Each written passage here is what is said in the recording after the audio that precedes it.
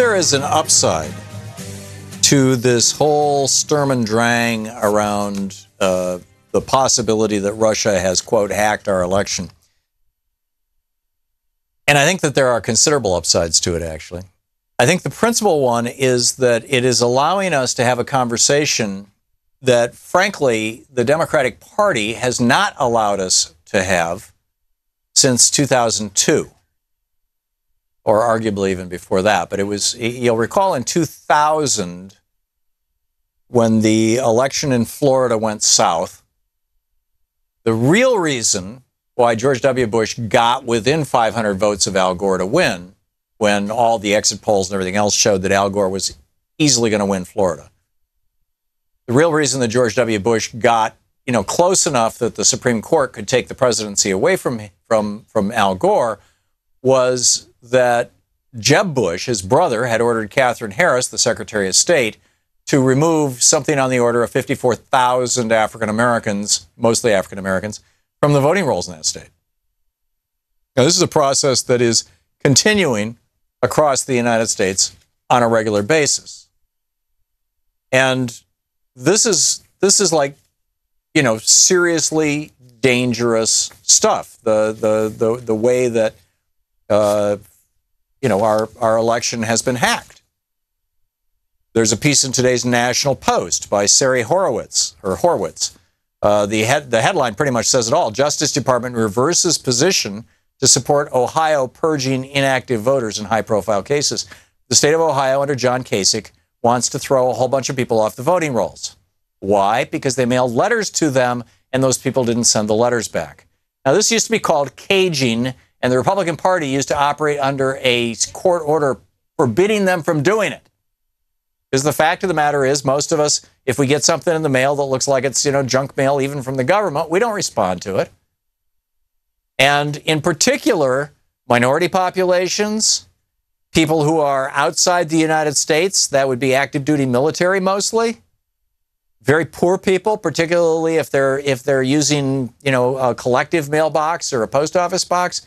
There's a whole bunch of reasons why people don't necessarily always get their mail, or when they do, they're not inclined to respond to it.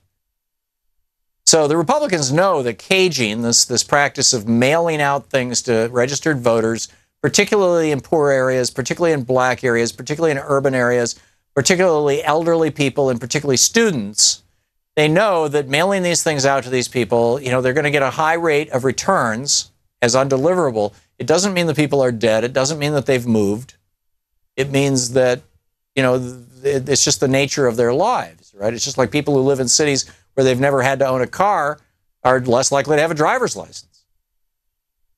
So here you've got Ohio trying to purge the vote, and the Justice Department under Obama, the Obama Justice Department, have been saying, no, you may not purge your voter rolls.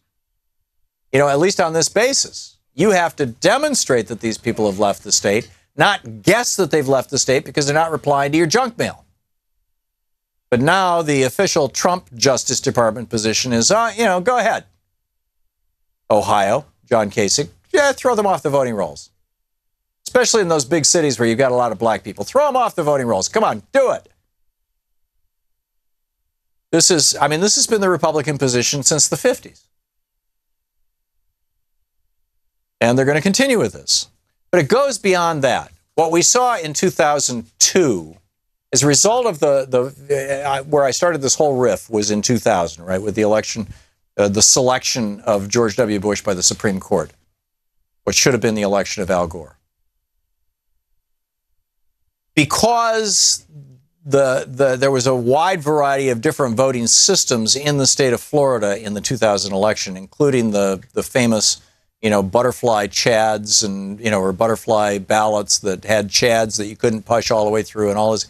There were some systems that didn't work all that well or that were terribly confusing. You had thousands and thousands of people in elderly Jewish communities who, many of them Holocaust survivors who voted for Pat Buchanan, who's about as close to a Nazi as you can get in American politics and get on the ballot for president, told us that the system was either intentionally designed to mislead people and be confusing, which Republicans love, or just didn't work. So in 2002, we got this thing called the Help America Vote Act, which allocated around $5 or $6 billion federal dollars to give to the states to buy voting machines from a small handful of companies that were connected to Republican politics. So let's give billions of dollars to Diebold and ES&S and all these other companies. And now the question is, you know, what's going on with these voting machines? Because what we started seeing after 2002, and we started seeing it right away, by the way, was something called redshift. In states using voting machines, particularly those states using exclusively voting machines with no paper trail, like Georgia, you started seeing, while the exit polls were saying Democrats were winning, the electronic voting machines were saying, no, Republicans are winning. In other words, the vote was shifting to the red, into the Republican side. And a lot of us, I mean, I started writing about this in 2002. And you can find the articles. I was writing for Common Dreams back at the time, and you can find those articles online. And I was not alone in this. Bev Harris had started Black Box Voting. Brad Friedman doing brilliant work at bradblog.com, as he's been doing for years and years, all over this stuff. Greg Palast writing about it. You can read it at gregpalast.com. Greg Palast writing books about it, doing it. I mean, Greg Palast was the one who broke open the story when he was reporting for the BBC about how the Jeb Bush administration had thrown 54,000 African Americans out the voting rolls in Florida. He was the guy who broke that story. The whole world knew it. The BBC reported on it quite thoroughly. That report was never shown in the United States. No American media would pick it up after the election, which is mind-boggling. We're not even going to quote the BBC. But now it gets even worse. Now you've got a group of computer scientists who sat down and testified before Congress and in other places. This is some footage from C-SPAN talking about our vote and you know what happened with the vote and how the vote went down and all this sort of thing. Here's the first clip. While he's talking, I'll find the name of the guy. It's not on my one sheet. We'll be right back. Here he is. I know America's voting machines are vulnerable because my colleagues and I have hacked them repeatedly. We've created attacks that can spread from machine to machine like a computer virus. Some say the fact that voting machines aren't directly connected to the internet makes them secure, but unfortunately this is not true. Before every election, they need to be programmed with races and candidates. If Russia infiltrated these election management computers, it could have spread a vote-stealing attack to vast numbers of machines. I know America's voting machines are vulnerable because my... This was J. Alex Halderman, and it just started to repeat itself, I think, there. And this is where I started this thing out by saying, you know, if there's an upside to the whole Russia hysteria right now, it is this. It's that now we can have a conversation about how insecure our voting system is. Because I remember back in 2004 or 6, I think it was 2006, there was a group of us, talk show hosts, who came to Washington, D.C. to meet with some Democratic members of the House and Senate in a little forum where we were just talking about the issues of the day and, you know, how do we get stuff out there and whatnot. And a fairly high-profile Democrat said to us, said to me anyway, I think said in public to the whole group, the Democrats don't want to talk about the insecurity of electronic voting because it'll cause people to think that their vote might not be counted and therefore they won't show up to vote. And so the Democrats have been playing head in the sand here ever since 2002. And you talk to Democratic politicians and they will tell you off the record that they know that they've got a big problem, but they just haven't known what to do about it. How do you take this on without saying, hey, the Republicans are trying to steal the election? Keep in mind, Lyndon Johnson refused to out Richard Nixon's treason because he was afraid it would destroy the confidence of the American people in our voting system, in our electoral system. He thought it was best for the nation to go to his grave knowing that Richard Nixon had committed treason by collaborating with South Vietnam to postpone the peace process so that in 1968 Hubert Humphrey would not become president of the United States. The Democratic Party has a long tradition of being afraid. And it's not just of being afraid to call out the Republican crimes. The same thing in the 80s when Congress started investigating Iran-Contra. And they modified the law specifically to say you cannot look at anything that happened before 1981. In other words, you can't look at Reagan cutting a deal with the Iranians.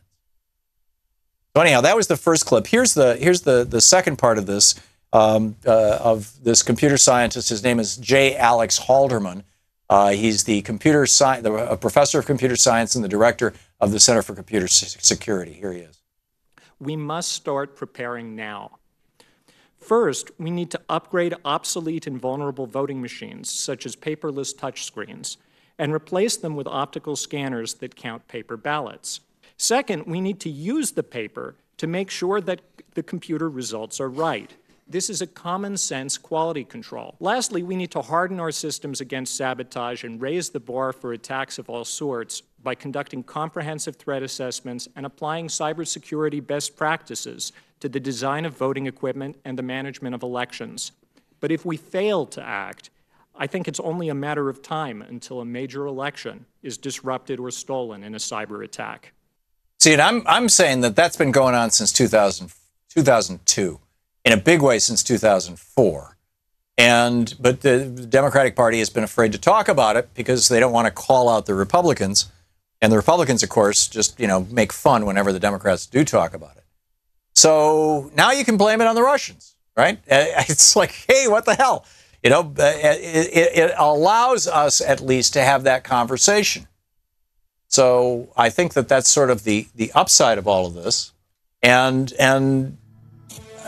is it time now? Is it even possible that we can have a national conversation about the fact that what Thomas Paine characterized as the beating heart of democracy, the vote, was privatized in 2002, was turned over to for-profit corporations aligned with, both philosophically and financially, the Republican Party, and that those for-profit corporations and their voting machines have been delivering Republican politicians to us with some regularity ever since?